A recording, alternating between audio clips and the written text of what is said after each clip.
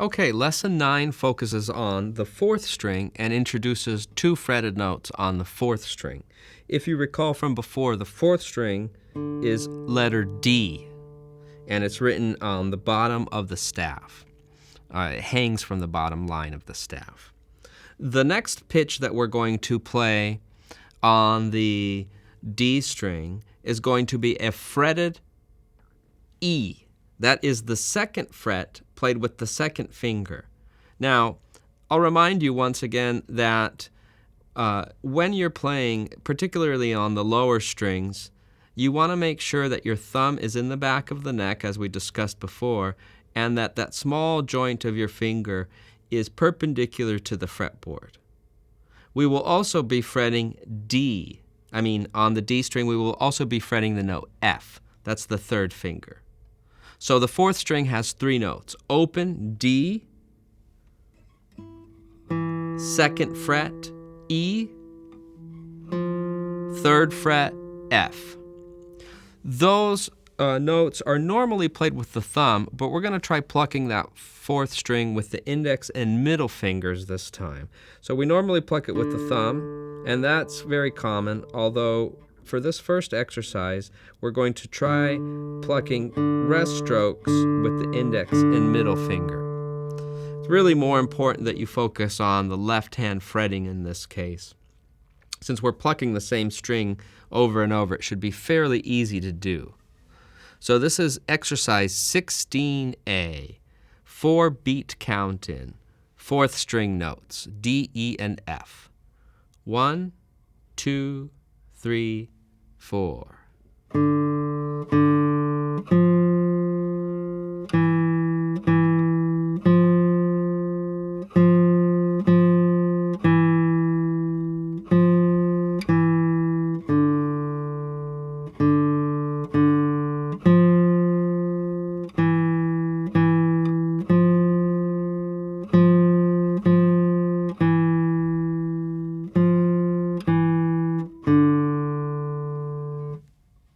As in the other examples, in playing that, you want to try to go for as smooth and legato of a sound as possible.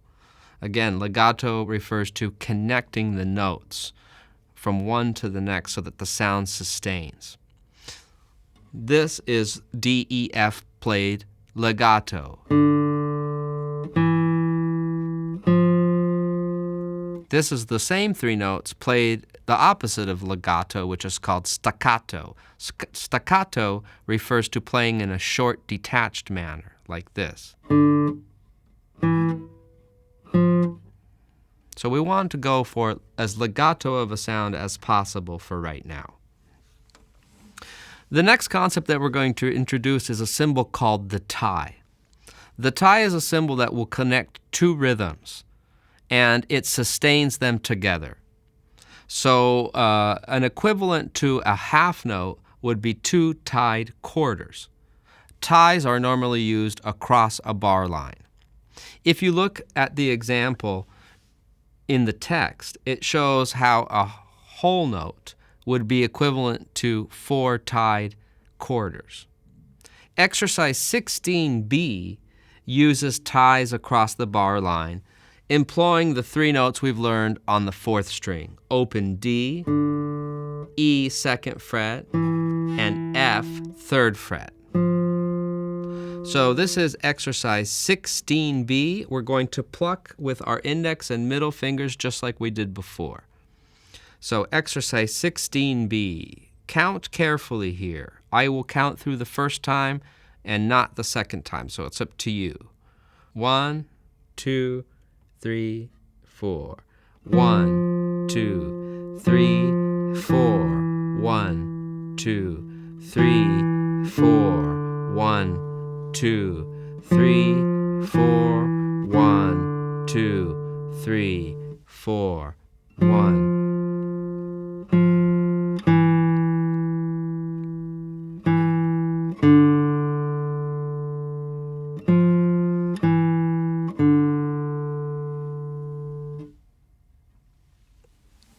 The next melody that we're going to learn is titled El Vito. And El Vito uses two new musical concepts, actually 3. This is a Spanish folk melody that's typically played on guitar. And we're going to use all the pitches that we've learned so far for this. Now, it begins with something called an anacrusis, which is also commonly called a pickup. This is any time that you begin a melody or a piece of music on a count that's not count 1. So some familiar tunes that do this are Happy Birthday. Happy Birthday is in triple meter, and it actually starts on the 3rd count. 1, 2. Another example would be When the Saints Go Marching In. When the Saints Go Marching In is in a quick 4 time. 1, 2, 3, 4, 1. Oh, when this. So it starts on count 2. That is an anacrusis, or a pickup. In this example, El Vito starts on count 2. So it starts with an incomplete measure. That is called a pickup. You'll also notice that at the end of the piece, on the final note, there's a bird's eye symbol above the rhythm, above the last E that's played. That means that's called a fermata. Fermata, literally it means to pause or to stop in Italian. The musical indication is to hold that particular note longer than its regular value. And that the length that you hold it is really up to the performer, but it should be longer than the normal notation. Another symbol, a third symbol that we'll find in this example is a new note that we're going to fret.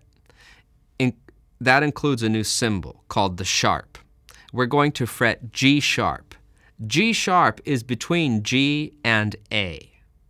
If you recall, the musical alphabet uses all of the first 7 letters of the alphabet in a cyclical manner, so that it goes A, B, C, D, E, F, G, A, B, C, D, F, etc. The spaces in between the notes are what we call accidentals. If you're familiar with a piano keyboard, these are the black keys on the piano.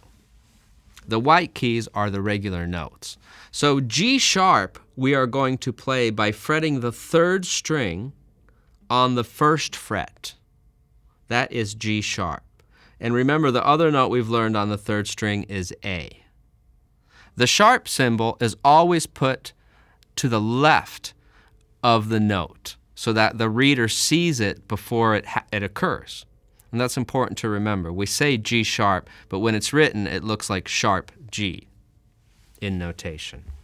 So here is El Vito, played somewhat slowly, and rest strokes in the right hand, but you really should focusing on the left hand in this one. There's so many fretted notes here.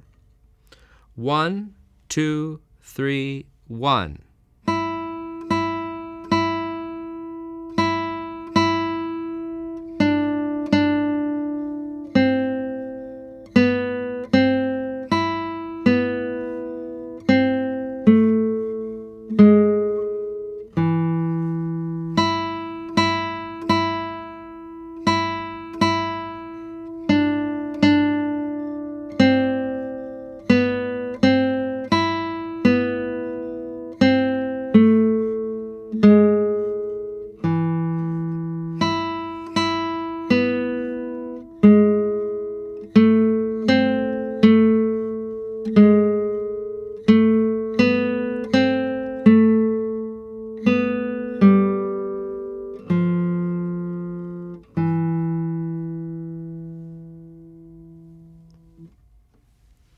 Now that can go a lot faster, but I would recommend playing it very carefully slow. And it's a fairly advanced melody because of the awkwardness of the rhythm and the ties across the bar line.